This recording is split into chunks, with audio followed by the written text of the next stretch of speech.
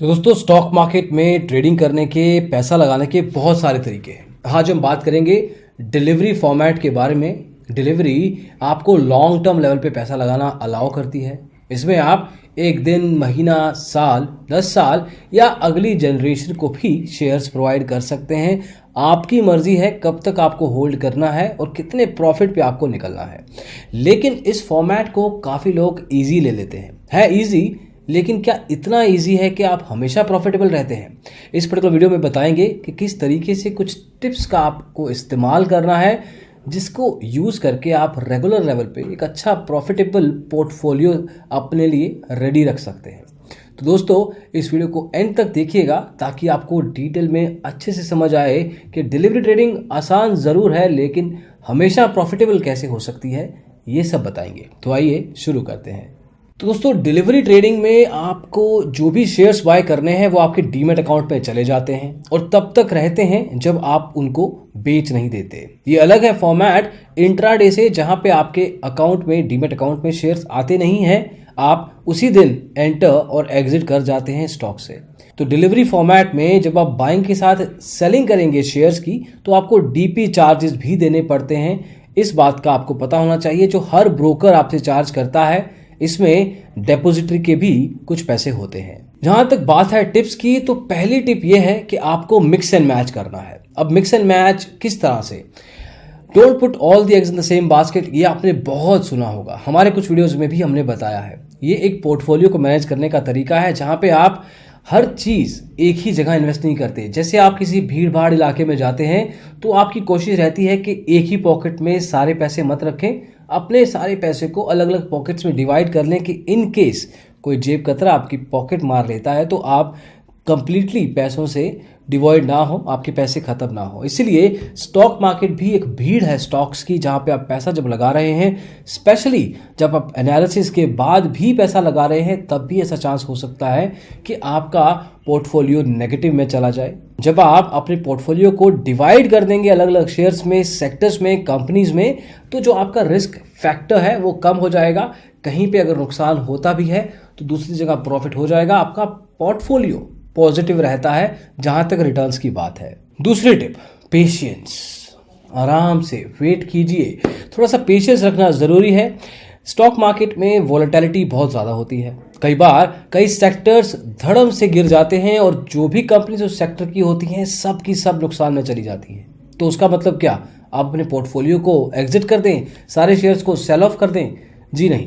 अगर आपका analysis strong रहा है तो वो कंपनीज, वो सेक्टर्स वापस पॉजिटिव लेवल पर रिटर्न्स देंगी, उतने ही प्राइस पॉइंट पे आएंगी और आपका पोर्टफोलियो वापस से प्रॉफिटेबल बना देगी। तो एग्जांपल लेते हैं, जैसे कोरोना हुआ। कोरोना में मार्केट गिरी, सेंसेक्स गिरा, निफ्टी गिरा, सेक्टर्स गिरे, स्टॉक्स गिरे, कंपनीज के प्राइस पॉइंट गिरे, प्रॉफिट गिरे। लेकिन क्या हुआ? अब जाके वापस से सब कुछ ठीक हो गया है, मार्केट फिर से ऊपर आ गई है, सेक्टर्स फिर से वापस ऊपर आ गए हैं। तो जिन लोगों ने पैनिक किया था उस टाइम पे, डिलीवरी में अपने स्टॉक लगा रखे थे लेकिन उस टाइम पे बेच दिए लो प्राइस पॉइंट पे, एक तो नुकसान खाया। और आज की तारीख में जब वो सेक्टर्स, वो कंपनीज, वो स्टॉक्स वापस उसी प्राइस पॉइंट पे आ गए, इनफैक्ट कुछ प्रॉफिटेबल नंबर्स पे भी आ गए हैं, तो अब अगर बेचते, इन केस अभी भी ना बेचे वैसे तो, लेकिन अगर अब बेचते तो आप प्रॉफिट में रहते, नुकसान में नहीं। तो पेशेंस बहुत ज़रूरी है। अगर आपका एनालिसिस स्ट्रांग है, चाहे कोविड जैसे सिचुएशन आए, कोई भी आपदा आ जाए, मार्केट वापस आएगी। अगर आपका एनालिसिस स्ट्रांग है, ये बहुत ज़रूरी है बात। एनालिसिस स्ट्रांग नहीं है तो पता नहीं, कुछ नहीं कह सकते, मार्केट भी गिरेगी और आपका स्टॉक भी, और शायद उस केस पे वापस ना आए। तीसरी चीज़ डिलीवरी ट्रेडिंग में होती है मार्जिन ट्रेडिंग। हालांकि इसमें मिलता नहीं है मार्जिन, इंट्राडे में तो 30, 40, 50 गुना तक मार्जिन मिलता है, इसमें ऐसा नहीं है। अब जब मार्जिन नहीं मिलेगा तो जितना भी पैसा आपको लगाना है वो सारा आपकी जेब से जाएगा। तो जब ऐसा होगा, देखिए एक नुकसान तो है कि आप बड़ा गेम नहीं खेल सकते। जितना पैसा आप लगा सकते हैं उतना ही लगा पाएंगे। कुछ ब्रोकर्स हैं जो 2 या 3 गुना डिलीवरी में मार्जिन देते हैं, लेकिन अगर इसका आप इस्तेमाल करें, सिंस ये लॉन्ग टर्म लेवल पे कमिटमेंट है, आपको ध्यान रखना होगा कि आपका एनालिसिस, जो भी हम चीज़ें बताते हैं फंडामेंटल लेवल पे, जो भी कोर्सेज हैं स्टॉक पाठशाला पे जो हमने रखे हैं आपके लिए, ताकि आप लॉन्ग टर्म इन्वेस्टमेंट्स श्योर होके कर सकें, तो उस केस में आपका जो मार्जिन है आपको अच्छा खासा रिटर्न एम्पलीफाई करके दे सकता है, डबल या ट्रिपल करके दे सकता है। But it comes with the responsibility, it is a double edged sword.